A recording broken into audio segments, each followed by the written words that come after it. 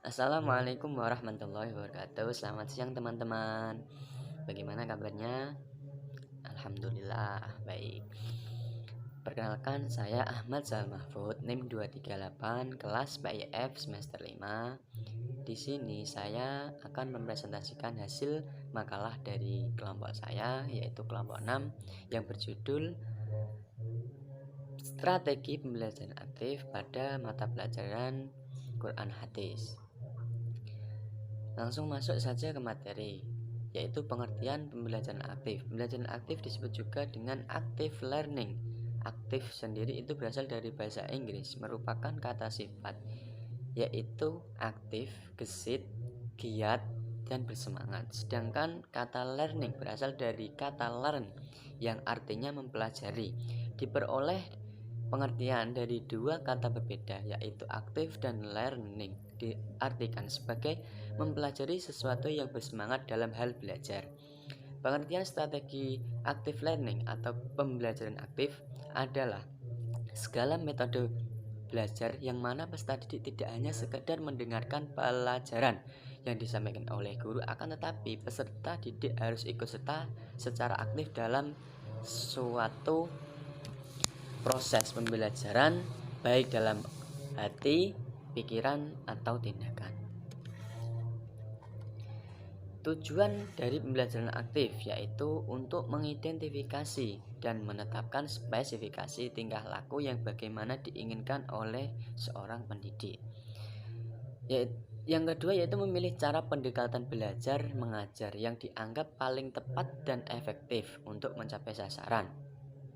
Tujuan pembelajaran aktif yang ini adalah salah satu pendekatan belajar mengajar yang dianggap paling tepat atau harus bisa menciptakan atau harus bisa memilih cara mengajar dan belajar yang dianggap paling tepat dan efektif untuk menciptakan suatu pembelajaran yang maksimal. Yang selanjutnya yaitu memilih dan menentukan prosedur, metode, dan teknik belajar mengajar yang dianggap paling tepat dan efektif. Memilih dan menentukan prosedur, metode, dan teknik. Seorang pendidik juga harus bisa menentukan metode dan juga teknik belajar. Bagaimana caranya mengajar yang tepat dan efektif supaya peserta didik juga menikmati atau bisa nyaman dalam proses pembelajaran. Dan yang selanjutnya itu menentukan norma-norma dan batas maksimal atau batas minimal pembelajaran keberhasilan atau kriteria standar keberhasilan. Untuk ciri-ciri pembelajaran aktif itu ada macam-macam. Yang pertama yaitu pembelajaran terkait dengan kehidupan nyata. Pembelajaran mendorong anak untuk berpikir tingkat tinggi. Jadi seorang guru atau seorang pendidik juga harus mendorong anak untuk berpikir tingkat tinggi atau berpikir jauh lebih tinggi daripada berpikir yang dari hari-hari yang sebelumnya. Itu harus ada peningkatan dalam berpikir. Yang ketiga, pembelajaran melayani gaya belajar anak yang berbeda-beda. Jadi seorang peserta didik itu sangatlah berbeda-beda dalam belajar. Jadi seorang guru harus bisa melayani peserta didik dalam proses gaya belajarnya tersendiri. Yang selanjutnya yaitu pembelajaran mendorong anak untuk berinteraksi multi arah. Pembelajaran juga mendorong anak untuk berinteraksi kepada siapapun, baik temannya, baik juga gurunya. Yang selanjutnya itu pembelajaran menggunakan lingkungan sebagai media atau sumber belajar. Jadi tidak hanya di kelas, tapi di ruang kelas atau lingkungan itu juga termasuk media pembelajaran atau sebagai tempat media untuk pembelajaran. Jadi seorang peserta didik tidak jenuh di dalam kelas, sehingga seorang guru juga harus bisa menentukan tempat atau menentukan lingkungan supaya peserta didik jauh lebih nyaman dalam proses pembelajaran. Kelebihan pembelajaran aktif. Kelebihan pembelajaran aktif itu ada beberapa macam. Yang pertama yaitu peserta didik lebih termotivasi. Jadi seorang pendidik juga harus bisa memotivasi peserta didiknya supaya apa? Peserta didik lebih termotivasi dengan apa yang sudah dikatakan oleh seorang pendidik. Jadi kalau kita sudah dikasih motivasi, peserta didik akan jauh lebih berpikir tingkat tinggi, atau cara berpikirnya itu lebih menambah pada cara berpikir yang sebelum-sebelumnya. Yang kedua yaitu mempunyai lingkungan yang aman. Kelebihan pembelajaran aktif yang selanjutnya itu mempunyai lingkungan yang aman. Jadi peserta didik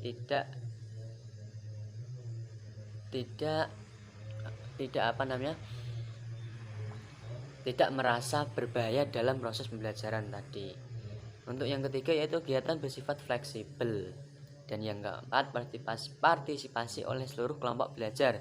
Jadi ada partisipasinya oleh seluruh kelompok belajar, dari teman-temannya juga ada partisipasi bagi kelompok-kelompok yang lain. Untuk yang selanjutnya itu pendapat induktif distimulasi. Dan untuk yang terakhir yaitu reseptif meningkat. Jadi itu juga akan meningkatkan reseptif peserta didik dalam proses pembelajaran. Untuk kekurangan pembelajaran aktif yang pertama yaitu keterbatasan waktu pembelajaran. Keterbatasan waktu pembelajaran itu juga sangat membuat peserta didik akan mengalami keresahan dalam proses pembelajaran. Karena apa? Kadang kita ketika pembelajaran itu waktunya sangat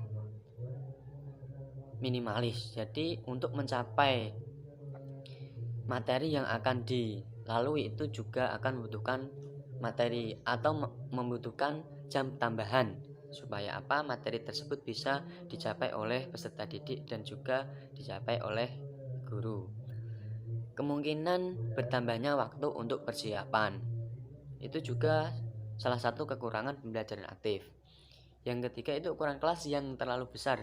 Jadi seorang pendidik atau peserta didik juga sangat tidak nyaman dalam pembelajaran. Karena apa? Dalam sisi-sisi lain atau ruang-ruang kosong itu juga mengakibatkan peserta didik tidak nyaman dalam proses pembelajaran karena kelas terlalu besar. Dan yang terakhir itu keterbatasan materi, peralatan dan sumber daya.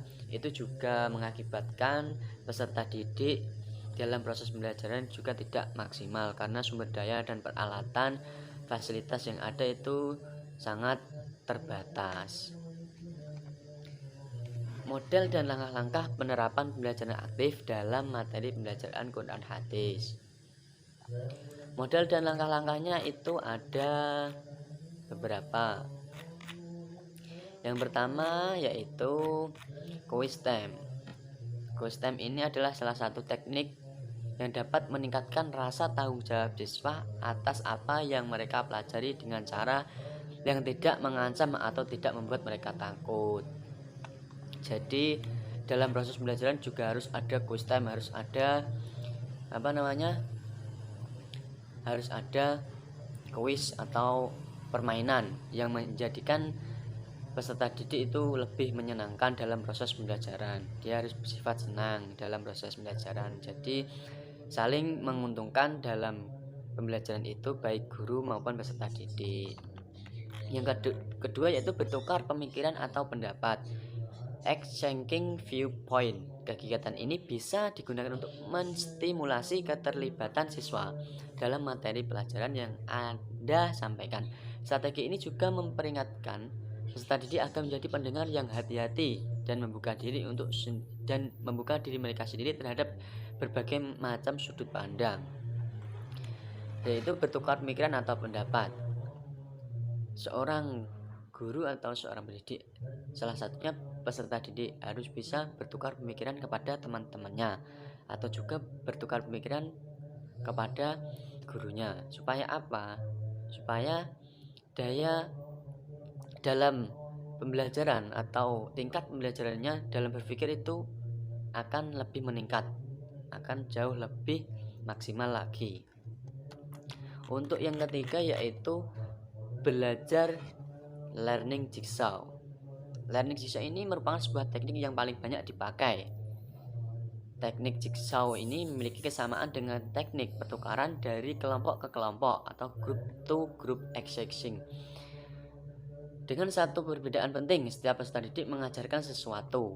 Ini adalah alternatif menarik ketika ada materi yang dipelajari dapat disingkat atau dipotong, dan di saat itu tidak ada bagian yang harus diajarkan sebelum yang lain-lain.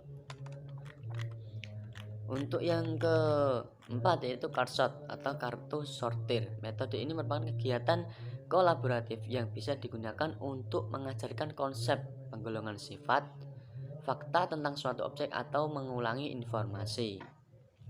Untuk bab selanjutnya itu relevansi strategi pembelajaran aktif dengan kehidupan sehari-hari. Penerapan strategi yang tepat, maka materi ajar dalam pembelajaran Al-Quran hadis diserap oleh anak didik dengan sebaik-baiknya. Model pembelajaran aktif ini adalah upaya untuk merealisasikan pelaksanaan pembelajaran Al-Quran hadis dan menciptakan suasana belajar yang efektif dan efisien atau dapat mencapai hasil yang diharapkan.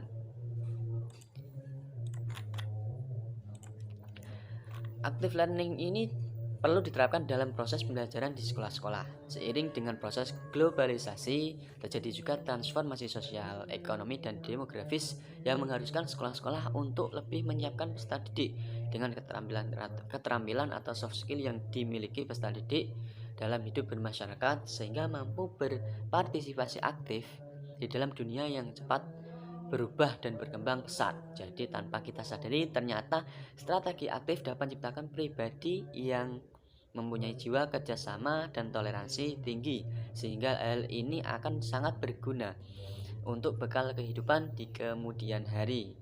Terima kasih, itulah presentasi dari kelompok saya atau dari kelompok kami. Kurang lebihnya saya mohon maaf. Wassalamualaikum warahmatullahi wabarakatuh.